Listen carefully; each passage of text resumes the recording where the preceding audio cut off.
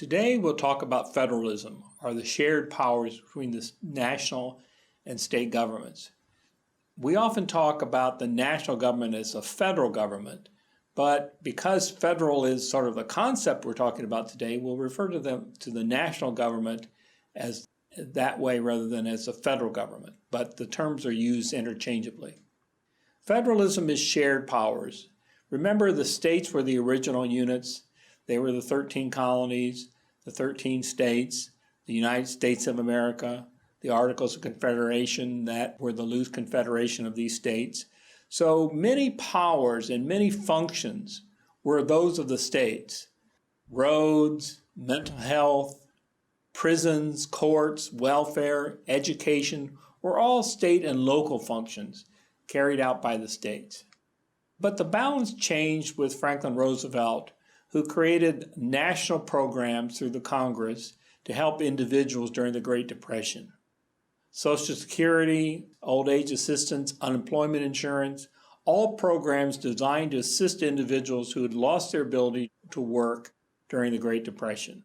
This was radical for the national government to intervene in this way. These were state functions. Then in 1950s, Eisenhower, a Republican, pushed the national highway system as a national priority. So here again you have, in one case a Democrat, another case a Republican, pushing for the national government to carry out new functions. In the 60s, indigent and elderly health care, known as Medicare and Medicaid, were pushed to help individuals who needed health care. Food stamps, which was providing assistance for poor in the form of food vouchers, and finally the War on Poverty in 1964.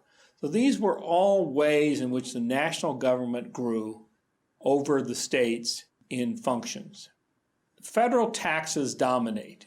The national government can raise more money through its federal income tax. The national government doesn't have what many states have, which is a limitation on the total budget. So the national government can go into debt where states can't.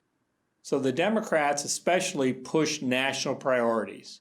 Civil rights, the 14th Amendment forced states to comply with individual rights in education, in the workplace, and with federal national dollars came new requirements. The 10th Amendment says that powers not delegated to the national government by the Constitution nor prohibited by the states are reserved to the states and respectively to the people. This was a statement more than a governing principle in which said that states were powerful and states were sovereign. And so conservatives pushed this without much effect today, but it's a good argument by conservatives about why the national government should be limited and the states should have these powers.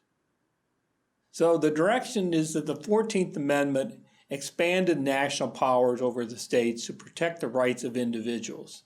The national government has advanced the national agenda, mostly by Democrats who pushed for a larger, what we call the welfare state, where federal spending helps individuals.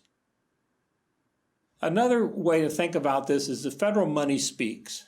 A good example is the National Minimum Drinking Age Act of 1984. States always set the drinking age. It was 18 in some states, 21 in other states, a few had 19. But the national government stepped in and said, in order to combat drunk driving and have a national standard, we'll penalize you if you don't raise your drinking age to 21 by reducing your federal highway spending by 10%. Well, what state couldn't go along with that because no state had the money to fund its federal highways without national money? And so there's a very good case where the national government uses its leverage in spending to force changes by the states into what was generally a state function. So now there's an ideological debate. Republicans or conservatives favor a smaller federal government. They say that the governments closer to the people are more responsive and more efficient. The Democrats or liberals favor a larger national government. They favor national programs and laws to protect individuals where states were reluctant. So this conflict exists almost in every piece of legislation.